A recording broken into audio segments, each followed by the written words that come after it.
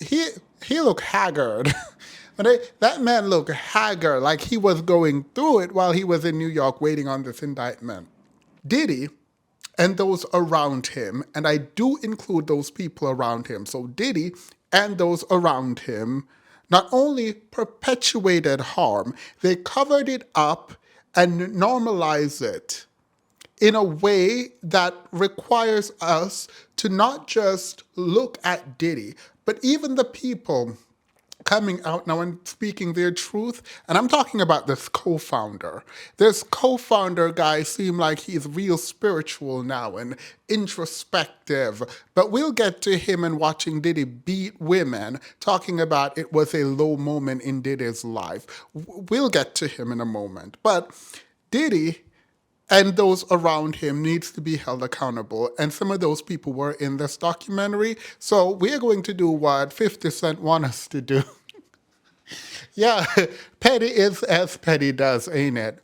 We're going to be doing today what 50 Cent want us to do, and we will be discussing the Diddy documentary on Netflix, produced yeah, executively produced by 50 Cent. Wait, yo, none of this is funny.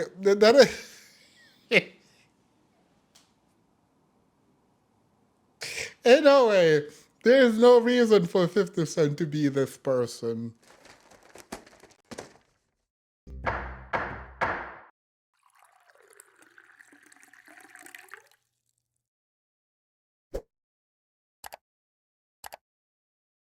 Welcome back to Thema Synthos. Grab your coffee, water, tea, whatever you're drinking, go and get that. And let's talk about The Reckoning. Sean Diddy Combs' The Reckoning, executively produced by 50 Cent on Netflix. I think so often it is easy for us to talk about women who slept their way to the top. And we will talk about lack of talent, and we'll talk about beautiful women when they make it to the top of a corporation in the entertainment industry. And we step on ourselves in an effort to come up with a narrative about how they got there. And I find it interesting that we don't do the same for men. And I'm going to leave that there. This has nothing to do with the documentary. That statement had nothing to do with the documentary at all. I'm just saying, like, I just find that weird. And let's get back to the documentary. So the 4-part docuseries on Netflix is executively produced again by 50 Cent. I'll be looking at my pictures in this way, and hopefully the pictures will be put it. Look, I'm going to be editing this, so the pictures may or may not be flashing on the screen. It is a 4-part docuseries on Netflix that is executively produced by 50 Cent and directed by Alexandria Stapleton. I think we need to put Alexandria out there because a lot of people just started talking about 50 Cent and completely ignoring her efforts. So just wanted to put that out there. And we are going to talk about episode 1 in this video.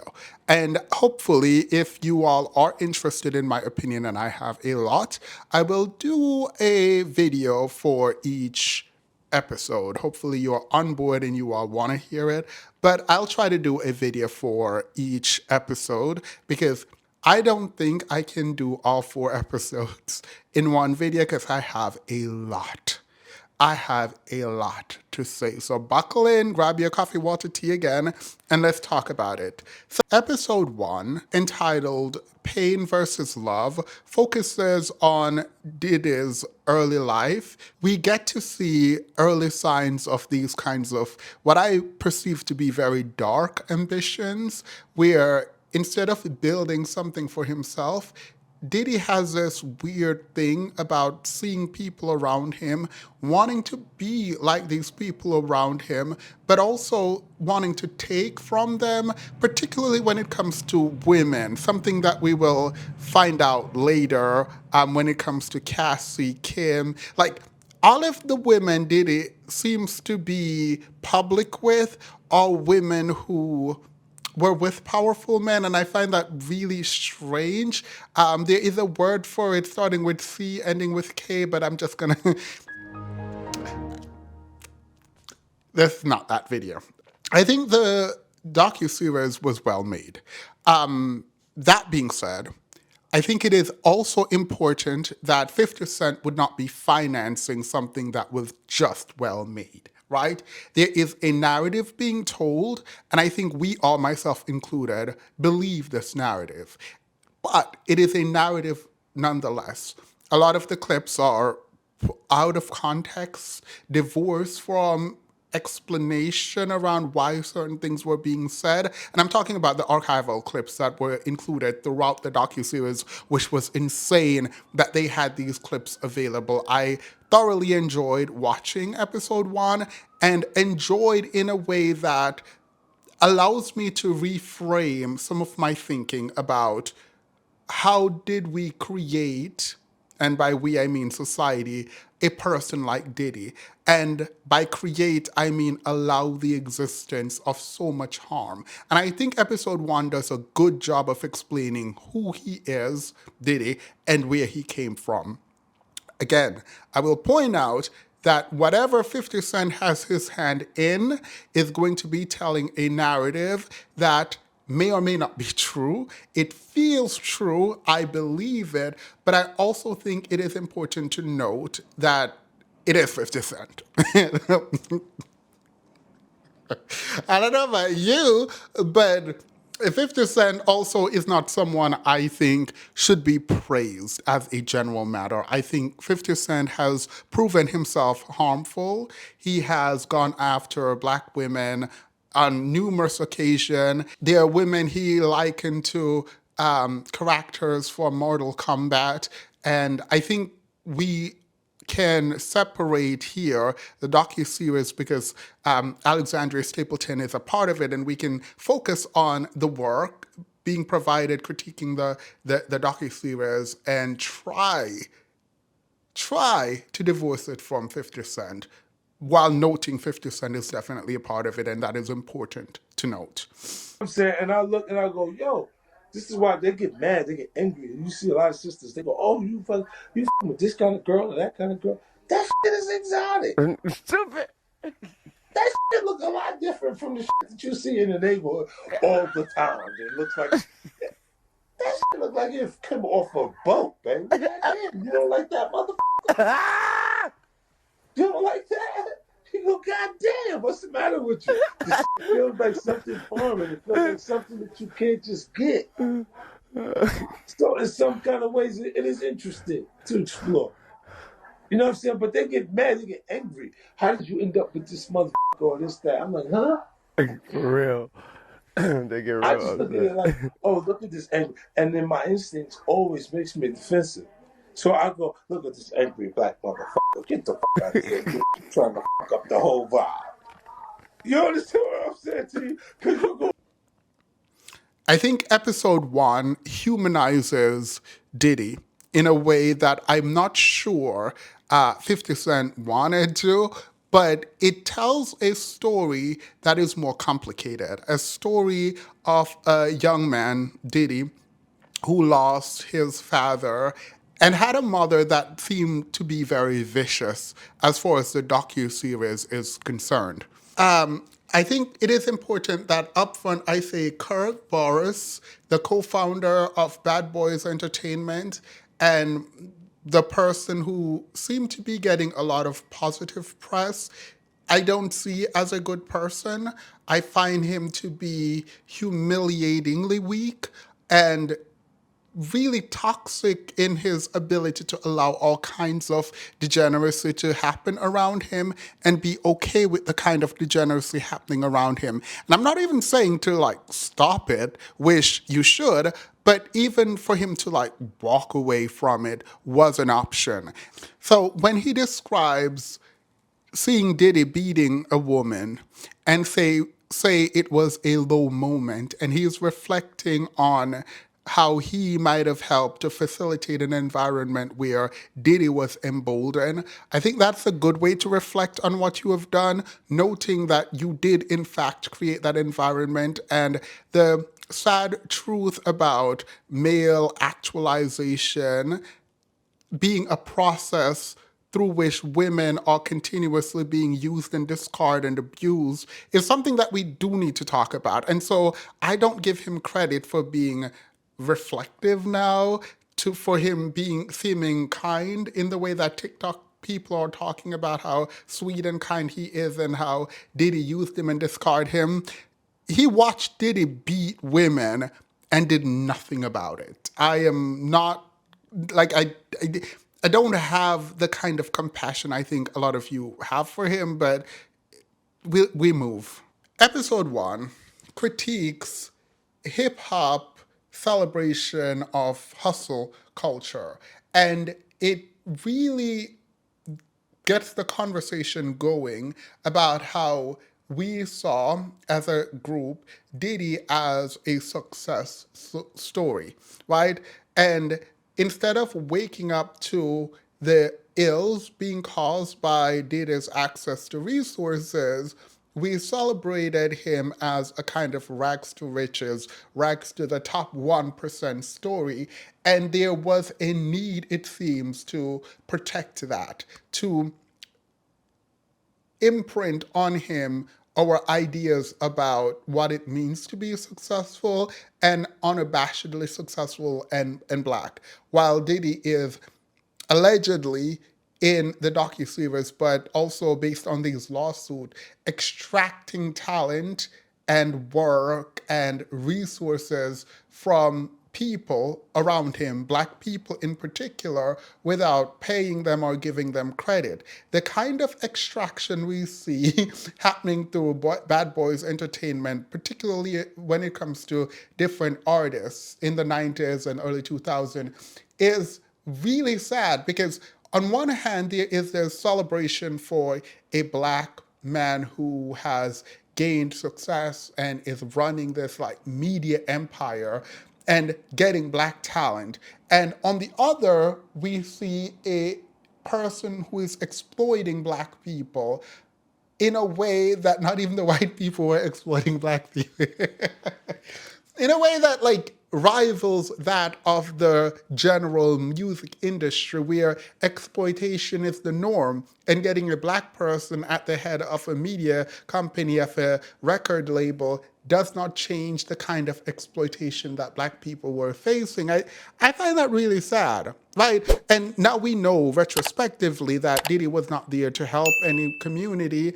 There were examples later in the Netflix series where he went out to shake people's hand and then essentially called them disgusting and gross when he went back in the car. And he wanted to like sanitize his hands in case a bum tried to touch me, ill. And I think that speaks to a kind of personality now we know that was never there for the people. All of it was a performance. But I'm getting ahead of myself. There's so much to talk about, so let's get back to this. All right, I think for us to talk about Diddy, we have to talk about Janice, Diddy's mother. I think, and I'm looking at her picture right now, I think we have to start at the parents. And unfortunately, at 3 years old, his dad passed away. So the mother is where we have to look now.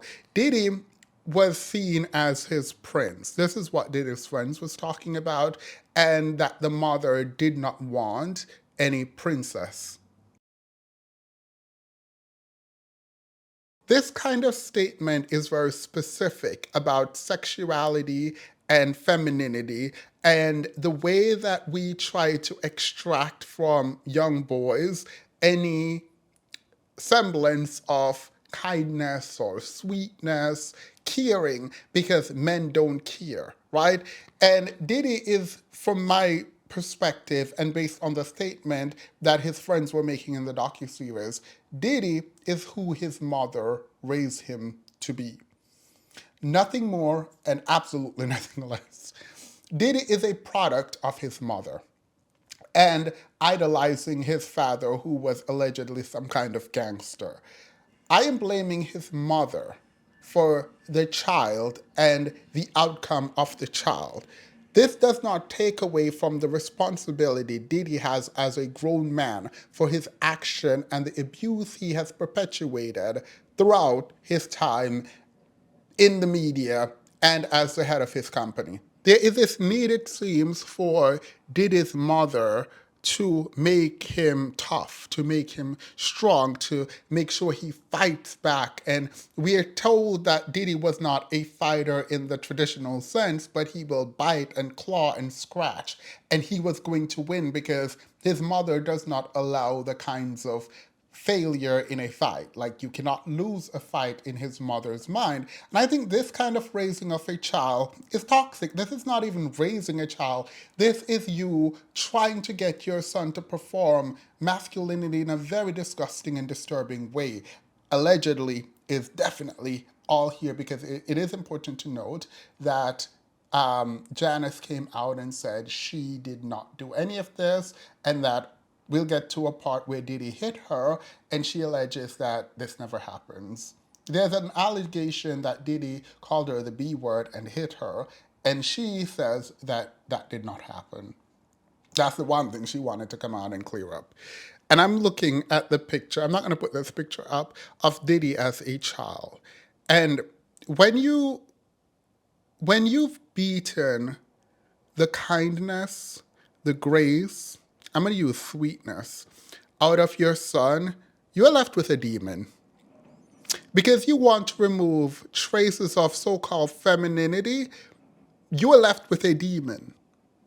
An analysis of Diddy in any way is incomplete without dissecting his childhood and the impact of his mother on him. There is this idea around emotional incest that I'm not going to get into, where the mother of his son tries to make the boy into what they want in a man because there's no man there. And I find this insidious because you're forcing a child to grow up in a way that they shouldn't have to, divorcing them from their childhood and forcing them into this very strange role of the man of the house and your man. And I find that insidious. There is an unwillingness, the docuseries, at least in episode 1, there is an unwillingness to dig into the relationship between the mother and son. It is talked about. There is a suggestion that the mother was doing something nefarious insofar as dropping things off. There's a car parked in a neighborhood that is bad. She gets out of the car, I think it was a Cadillac, and she leaves it on and no one touches it, and then she comes back in the car and there are kids in the car, and there are all these kinds of nudges in the way to get us to conclude something about the mother. And I want to, and I have, but if the docuseries doesn't say it explicitly, neither will I. But I know what I think I know. I know what I think I know, and I know what I think is going on. It is no surprise to me that the end result of Diddy's mother trying to force Diddy into some kind of masculine frame and removing all kinds of attributes she thinks is feminine. It is no surprise that when the mother confronts the son, who is now physically bigger than her, and is talking to him about why dropping out of school and why going into the music industry is a bad thing, that son would then call her the B word, allegedly, and put his hands on her. Now, that is the completion of Diddy's arc in my mind. The moment the son starts beating the mother, you have signed your way. You have signed away your soul. Okay. I don't think there is a coming back from that. I don't think there is a coming back from a man putting his hands on his mother. I don't think you come back from that. Emotionally, psychologically, spiritually, I think you're bankrupt. You're done, right? And so, having not seen that ever prior to this, and having not known this, it speaks to the kind of depravity that Diddy is willing to engage. And I don't think any women stood a chance. If you are a man putting your hands on your mother, allegedly, then no woman has a chance. That's just that simple. And I want to say also that I am not as inclined to give the kind of grace that I would for single mothers generally to mothers who force their children to be the kind of man they want their children to be, specifically when that man they want their child to be is gangster or gangster adjacent. It is what it is on that front, and no one deserves to be hit, by the way. I'm not justifying that. But you cannot, as a mother, beat your child, allegedly, in the way that Janice was alleged to have beat her child, and then expect that child to not be traumatized. When a child is told empathy and kindness is weak and that you need to be a man with the warts of manhood, you become that man with all that kind of warts, right? When you praise brokenness, it's just you create a broken man. There is this idea called the looking glass self, and it's by Charles Cooley. Yes. And it is this idea that we don't have a self, particularly as children, but as we grow, we don't have a self until we see ourselves reflected in other people.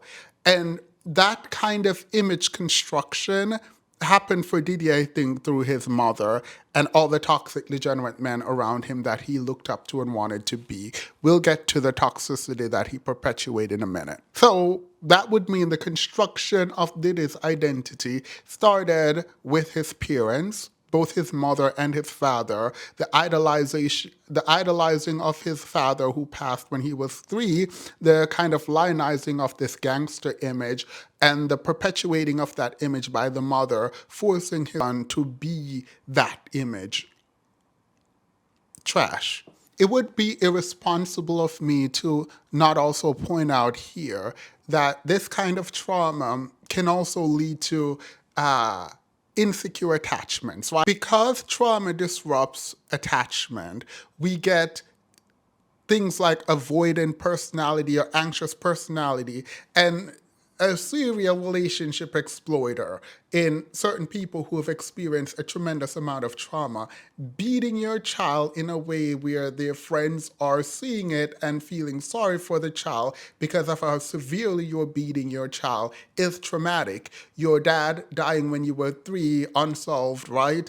Issue around how your father passed away while you were 3 is traumatic. Growing up in poverty is traumatic. There's a lot of trauma happening for this young man, Diddy, at the time, at a pivotal time in his life and throughout his life. And you start to get the idea of how Diddy was created. Again, not a justification for anything that he's done, because you're a grown man with a ton of resources. You now need to go work on your problem and untangling the issues that you have. So it's no surprise to me that someone with such tremendous amount of trauma also has a ton of drive to build an empire, but also have a volatile personality and engage in some of the most degenerate things ever. It's not a surprise to me. We're back in the hotel room at the beginning of the docuseries episode 1. And Diddy is on the phone with his attorney, and they're discussing how he did nothing wrong. Very annoying because the footage is really disturbing. He looks, again, haggard. He looks downtrodden, like all his life he had to fight. This man looked like he's going through it. That they were on the phone is not even that important. It is this idea that they need a theme, which is that Diddy did nothing wrong, right? You did nothing wrong is the theme that they're going with. And they're discussing trying to find people who will argue on his behalf and try to change the public discourse. And he's talking about trying to find people who have been done been in the mud, been with the dirtiest of the dirty, and trying to figure out how to get himself out of the mess. I think there is this legal front that they're discussing, but also the PR front, and that he's getting all kinds of blows, nuclear blows, and he doesn't know how much he can take. And again, filming himself for whatever reasons. I know a lot of celebrities do this for whatever documentary they want to create later, but this is him in his hotel room, and he looks completely a mess, discussing in a way that highlights guilt from my perspective, where it's not like he's saying he did nothing wrong, right? But rather, the theme should be that he did nothing wrong. And there is this weird kind of awareness that he has about who he is, what he has done, and that it does not matter because he's trying to figure out how much money he needs to throw and at who does he need to throw this money so that he will be okay. It tells a story. The opening, very well done, mind you. While he's saying he did nothing wrong, the clip cuts away to him dragging Cassie in the hallway of a hotel. And it's a clear picture of a man who's never really had to face the consequences for his action, at least legally. And so his freedom is in jeopardy, and you see someone that is scared, but also this kind of arrogant, how much money do I need to throw at this? And I am paying you, the professional, to do your job. You better do your job, and I need to get out of this. It is a very short moment in the beginning of the docuseries episode 1, but it captures in a very weird way the essence, I think, of what 50 Cent think Diddy is, and I think what the world believe Diddy who Diddy is. Again, I don't know how. I don't know how 50 Cent got this footage to use in the beginning of his video. My guess is that Diddy did not own the footage, and I'm curious as to what the contract was between Diddy and the videographer that he had filmed him while he was in New York for his case. It seems odd to me that Diddy would not have full control over a clip where he looks so haggard and that he seems so raw and emotional pacing around the room. Like, it does not make sense. It makes sense that you would film yourself, particularly if you believe yourself to be the greatest of all times and you're rich and powerful and you might come out and make a movie about this after you've beat the charges. If this is what I'm assuming Diddy is thinking. But I don't know why you would not have full legal control over every clip. Unless you had a videographer and did not pay them and did not sign a contract where they, like, I don't know in what world you don't own a clip where you had a videographer following you around in your hotel room looking a mess. That makes absolutely no sense to me. So there might be a lawsuit there, but things to note. In that clip, there was no accountability, there was no reflection, there was no care for the impact of his action. Diddy was merely there discussing how he can throw money at the problem to let it disappear. And so I think that is important to note because I think it tells us everything we need to know about Diddy's personality. That's that on that. And the film gives, again, the backstory of Diddy. There is a cut after that scene where he's in the room 2024, I think, pacing, calling his attorney, and then it jumps backwards to him as a child. Now he is an overachiever, and I think a lot of people value being an overachiever. Oh, being an overachiever can also be a trauma response, right? Where you feel that you need to work hard and never stop working. One, you don't want to think about your past or what you have done or who you are. You cannot be quiet, you can't sit still. And so you have to gain more and more and more. And it's just a black hole that sucks everything up. from the outside, it looks good, it looks glamorous, but people close to you know there is a void there that no amount of money and success and power can fill, but you will continue to try to fill it because, again, this is a can be a being an overachiever can be a trauma response. More money, more power, none of it will make you feel better because you're fundamentally at odds with yourself. Obviously, in the beginning, Diddy did not have the power, the money, or the talent. Diddy, I think Diddy is an interesting case because, again, he does not have the power, he does not have the money, he does not have the talent, right, in the beginning in Harlem.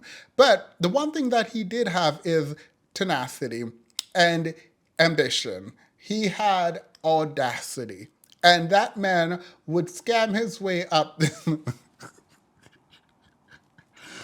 Yeah, Diddy might not have anything, including talent, but one thing he had is audacity. And he was going to make Andre his mentor. And I do wish there was more investigation into how the connection between Andre and Diddy really materialized and how it was able to sustain itself in such a particular father son type of way. I don't see that father son actually. We'll get to it when we get to it. Actually, we'll get to it now. I think this relationship should be central again in the discussion about Diddy. The reason I think it should be central is I think Andre Harrell is one of the creators of Diddy. I think he's one of the architects for Diddy. And it does fascinate me that his interaction and friendship with Diddy, while it is center in episode one, the how they became so close and the why they became so close wasn't explored. The why felt like the filmmakers were attempting to say that Diddy just worked really hard. An intern working hard does not end up with them living at Andre Harrell's house. I'm throwing parties at Andre. Like it, that, and I know outside of the context of the film, there have been speculation about the kind of relationship that exists there, but I did not like that the film did not investigate. Now, it did insinuate. There's a lot of insinuation through pictures like this and pictures like this and even pictures like this. So I know what the insinuation is and how these pictures were framed and how they came up during the docuseries. I fully understand what is being said, I think, but it's never said explicitly. It's just a specter over episode one where it's a wink and a nudge at this relationship seems suspicious. This man, Andre, has taken in this person, Diddy, under his wings, mentoring him, moving him into his home when there was an issue where a bunch of people passed, which we'll get to that in a second, but I don't want to explain it fully here yet. People have been unalived, and Andre is fighting for you to stay at the company when Upton wants you out, and then you ultimately get to stay there. I don't know that I believe within a year and a half, 2 years at most, that that kind of relationship with an intern at the time. I don't buy it. I don't buy this mentor relationship. I don't buy it, not even on sale, even with a return policy. That's all I'm going to say on that. That's my opinion, not fact, but we move. Diddy gets a internship in Upton Records in the late 1980s. And this is his breakthrough into the industry. He is being described as this charismatic person with a great work ethic. He started as a kind of paper pusher and somehow rose up to being the A&R for Jodeci and Mary J. Blige, he becomes a VP of A&R very quickly, like within like a year or something strange like that.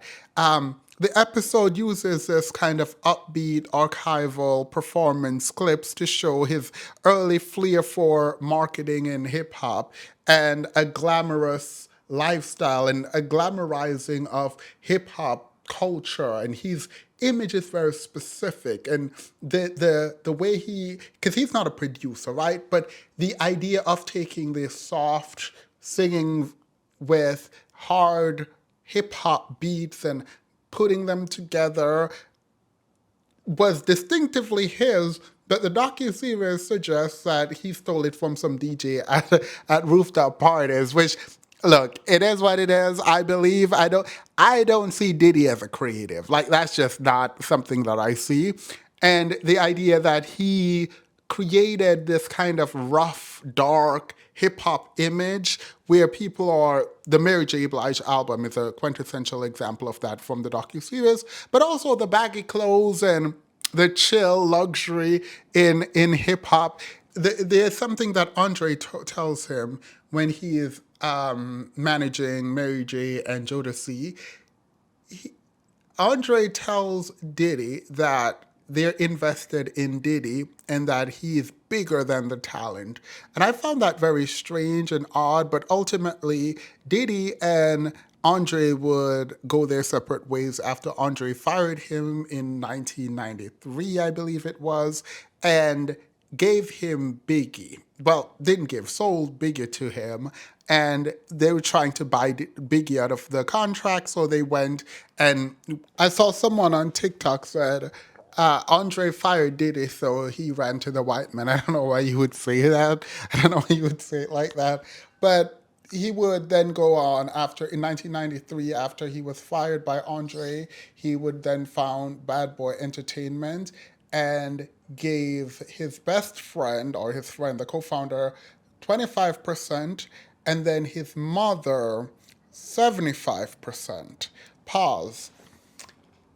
We now have to talk about the stampede that took the lives of 9 people, and how that helped propel Diddy to a kind of fame in his own right on the backs of the death of people, and how he did not want his company to be sued by people who were involved and relatives of the people who have passed away or were injured, and how that led him to give his mother 75% and his friend 25%. This friend that everyone seemed to be in love with was okay with kind of separating the asset in a way to divorce Diddy from his company so that people who were harmed by Diddy's action would not have any recourse as it relates to the company. And I find that extremely sad.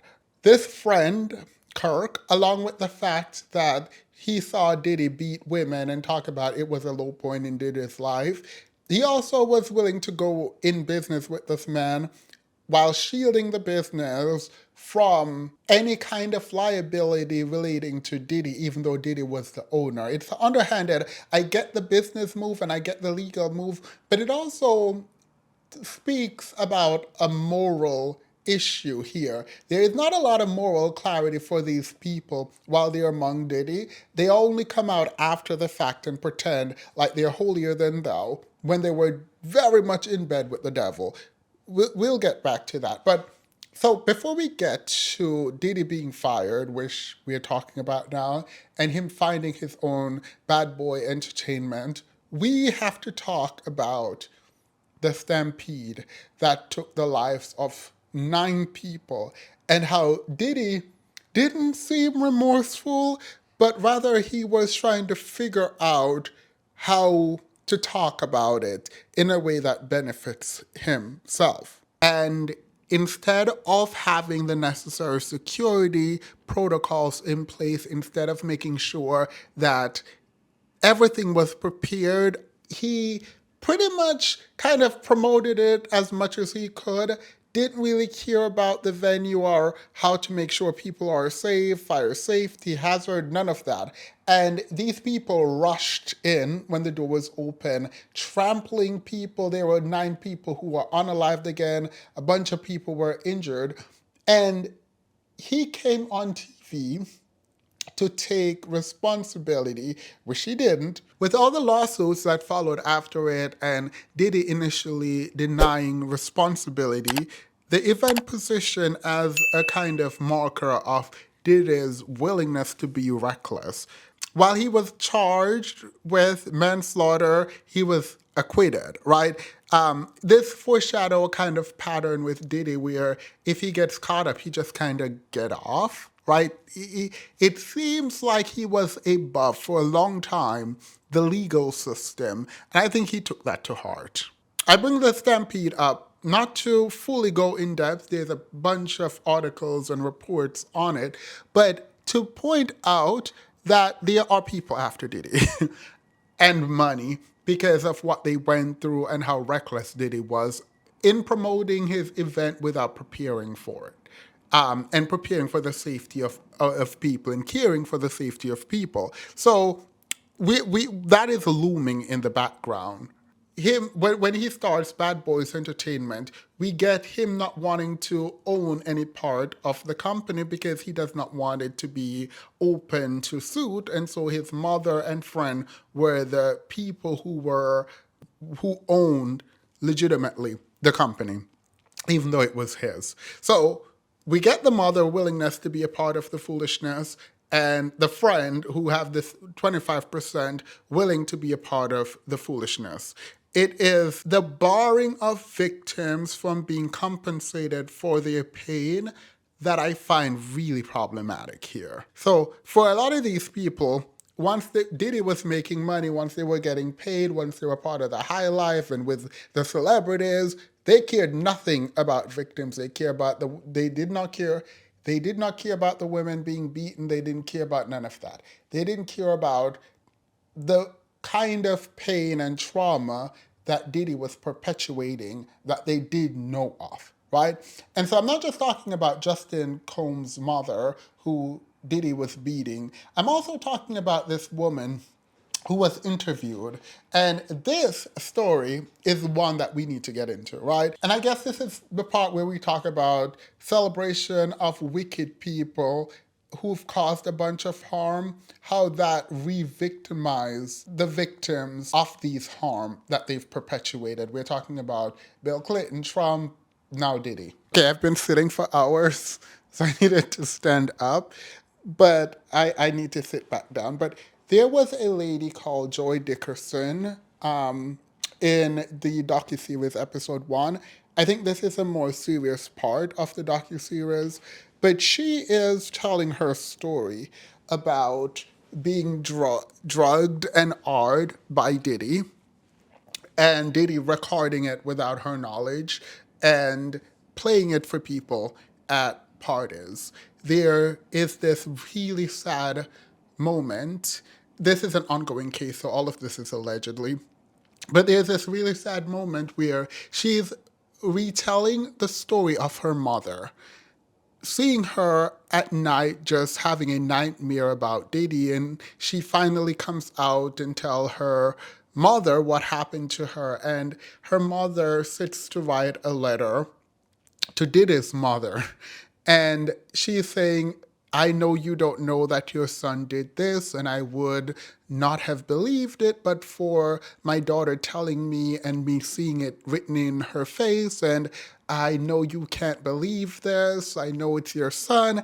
And all I'm thinking about is the fact that Diddy's mother does not care at all, right? And we don't know what Diddy's mother, Janice, does with the letter, right?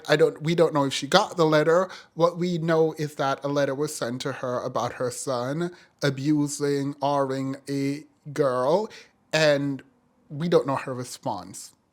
And it's really sad because you get this feeling that Diddy's mother would literally just throw that paper in the trash and move on with her life, not caring at all.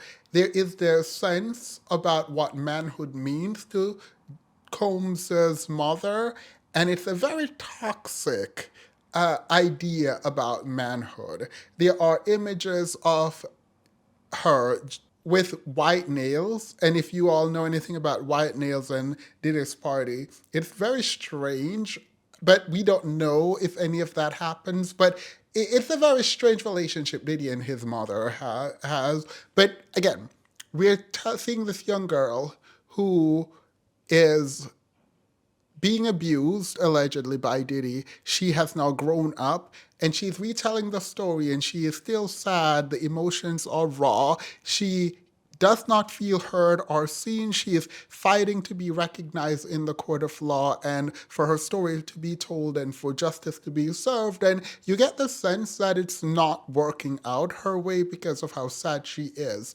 At one point, she's talking about who she was as a child and who the family believes themselves to be. She said we were pretty and intelligent, we had integrity, and so there is a dot dot dot there. There is an undernote of this doesn't happen to people like me.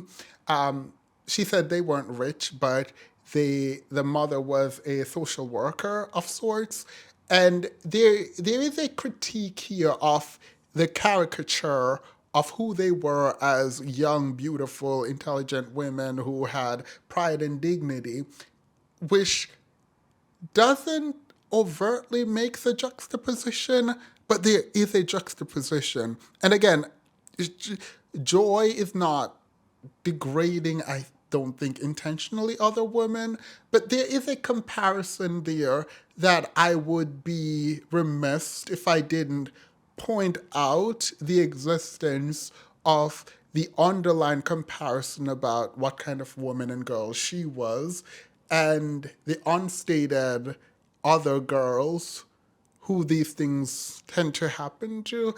Again, she does not say this. And it does feel odd for me to make that leap in the way that she discussed who she was, but there is a very icky feeling about it. And I don't think she meant it to be malicious. I just think that's who she saw herself as.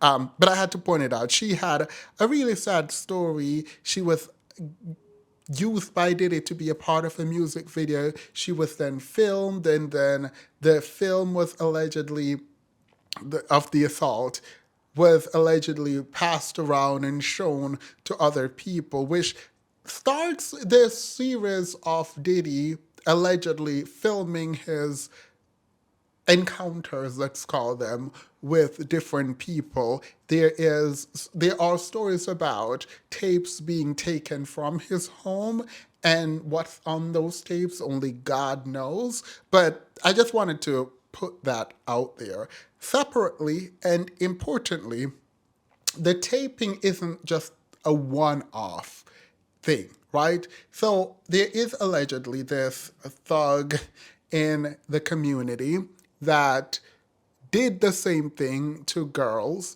where he would sleep with them, record it, and then show it at parties, and people would know, well, that's his girl, you can't touch that girl, right? And it was a power play for him, and Diddy was adopting this kind of persona. At least this is what his friends believe. Now, I won't say the guy's name because it's not important or relevant here. What is important or relevant is the fact that time and again, these men are using women as a status symbol. These men are using women's bodies to get access to other men in terms of power, privilege, and superiority. It seems that women are being used again as a status symbol and not seen as individual and people. The utilization of women's bodies in this way is very troubling. And not just troubling from the kind of abuse reducing women to objects and symbols, but for just a human level, the kind of disrespect to use someone's private moment, particularly when it's not consented to, so the assault and R, and use that to promote yourself in terms of status among men, says something very deeply concerning, not just about the person who engaged in the behavior, which is trash and you need to go to prison for, but also about the men who watch and engage in the kind of entertainment that would see someone's naked body unseen on the screen when they did not consent to be seen in that way. It's like a culture of just pure and utter degeneracy. And again, these men, did his friends know about this if it did happen? Because we have to use allegedly here. And they stuck around where the friend that everyone, Kirk, that everyone thinks is just this amazing guy who Diddy stole from and treated poorly, he was there when Diddy was doing all of this. What you thought was going to happen to him? Like you were there watching all of this go down. You saw this man be demonic and you stuck around. This story is underscored by the fact that Joy is living her life struggling through her trauma. And she sees in New York a poster, this poster of Diddy with his hands up, holding the fist up. And I can only imagine the pain one must feel after the person who has abused you in this particular way is rising to the top and being praised globally, and you see the physical manifestation of that person in your city in this huge poster being praised and awarded. He's being rewarded for the kind of humanitarianism that you know does not exist and definitely did not exist for you. And he's getting the keys to the city where he abused you. I don't know what that does to someone's psyche. Joy explains that she just fell and threw up at this moment because she felt helpless and powerless. There's nothing she could do. He is untouchable at this point. Even though he harmed her, he would then see her again and gaslight her and told her it didn't happen and that he didn't touch her. The question now is, how many people did he show this footage to, and how come none of them will talk about it? Diddy, the story moves from the past to the present, and there's a kind of reconciliation between the two. And there is this scene where he's with his stylist, and the stylists seem just as delusional as Diddy, where they're trying to figure out how many lawsuit this is and that people are after him and it's just trash and everyone is bad and they're just haters. And it reeks of a kind of disturbing bubble where these people are just among themselves completely ignoring anything about how they caused harm, and the bubble is so firm and well orchestrated for his safety. Diddy's like his ego being safe, and the delusion that he is the victim maintains itself among the people who are a part of his bubble. It's really trash. They're like riding around on bicycles in New York and just kind of talking as if they are the ones who are being harmed by the trash, toxic stuff they put out in the world. And they did to other people. The least interesting thing for me, but I think it's very interesting for a lot of people, is the way that Diddy dates women who were attached to powerful men. I find it very strange. It's not interesting from a content perspective for me. It is interesting on a human level because it does seem, if I am trying to understand it, my ultimate conclusion is that Diddy did not have interest in these women, but saw them as a thing to be obtained that is connected to or was connected to certain men. And there is a kind of secondary analysis about the inability to access these men directly, so accessing these men through these women. I don't know, it's just this very strange. We're talking about his first son's mother. We're talking about Kim Porter. We're talking about Cassie, which would happen much later in the docuseries. But it's a very strange way to connect to these men or take from these men, if not the woman, if you believe in some kind of esoteric ideas about connection and power transfer, or whatever it is that you believe, it feels very dark and sinister, honestly. And I don't like talking about it. I just want to. I just want to move on. This I find interesting, and I'll close. I've been going on and on. I've been going on for a while, so I'll just quick jump to the Biggie Tupac situation. Episode one ends on a cliffhanger that obviously Diddy is going to cause problems between Tupac and Biggie. But before we get to that in episode two, I think it is really sad that we saw a man, Diddy, who is obviously in the docuseries jealous of Tupac and is also jealous of Biggie, it seems, because they have talent. And I am inclined to do a kind of analysis on envy and the creation of envy. We're talking about Cain and Abel, the Medusa trope, and how envy causes people to lash out at the wrong people. But instead of growing, taking from someone, instead of building your own, ripping someone off. And I do find it interesting that even though they saw Tupac and they took from him, they analyzed his work and they repackaged it for Biggie, Tupac was still friends with Biggie and liked Biggie and promoted Biggie. And I think talent recognized talent and they were there for each other in some ways. And so the early relationship without the intervention of Diddy felt, at least from the docuseries, organic. They are rappers who respect each other's rap, even though Tupac maintained that he was the better rapper.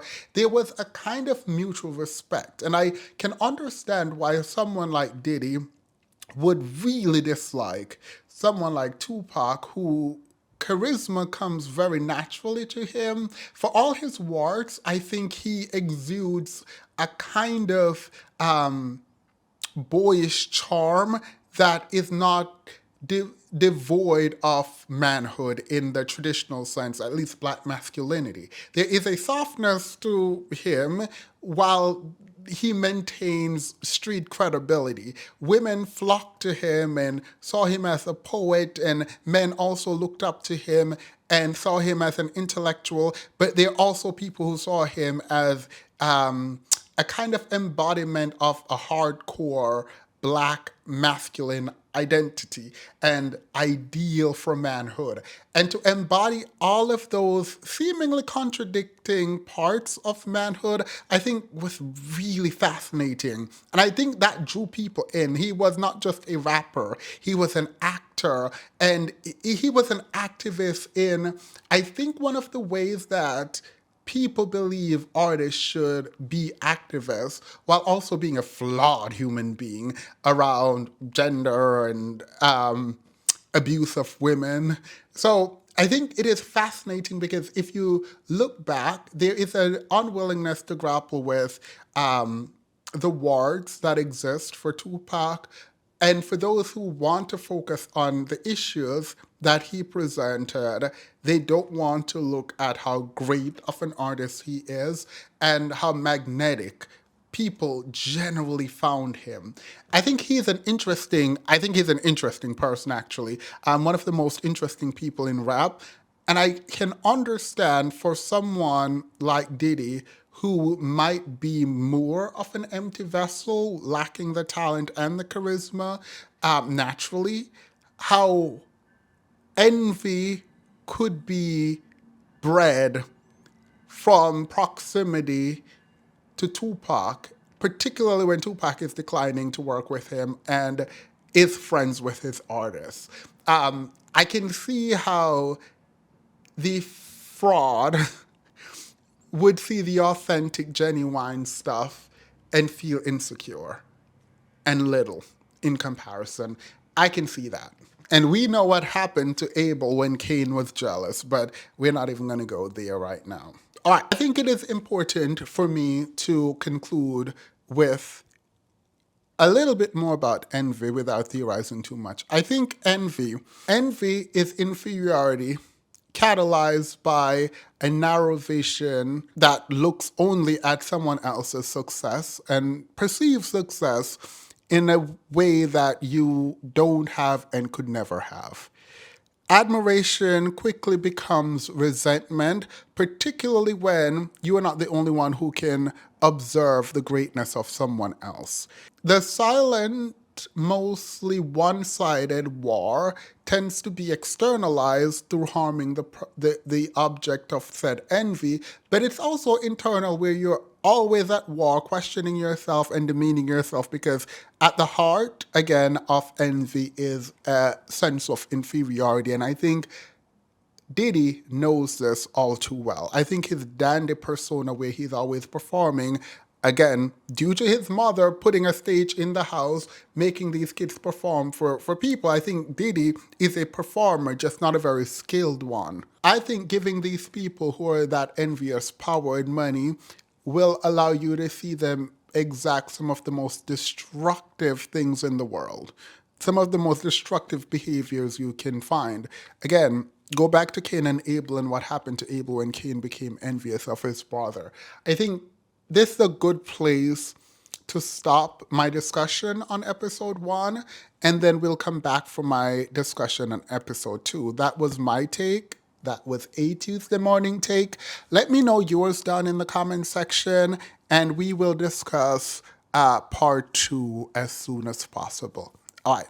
Now, let's go back to last week and read a comment from you all last week. So a happy bunny wrote, I have sympathy for Onyeka. I can relate to pedestalizing white men because I did this when I was preteen and in my very early teens. I was the only black girl, aside from my older sister, in my boarding school in a rural, non-diverse part of England from the age of 9 to my late teens. I quickly started to identify more with whiteness. I was bullied for my brown skin. I also deliberately mispronounced my name to make it more palatable, less ethnic, easier for the white folks to pronounce. I remember wishing I had white skin and using literal bleach to try to achieve this. I'm so sorry. There were no black boys at the annual discos, and all the white girls got all the attention. I also remember wanting blue eyes because I saw Naomi Campbell in a magazine with blue eyes. I didn't realize they were contacts. I wanted a white boyfriend, which I understand now on reflection was because I thought it would make me more valuable and desirable. It took a while and a change of environment and friendship circle for my mindset to change. I hope Onyeka is able to recognize for herself the things you've highlighted in this video and that she does whatever work she can to get to wherever she needs to be. This was a very good comment. I have nothing further to add. Thank you so much for sharing with us. I'm very happy for you for your growth.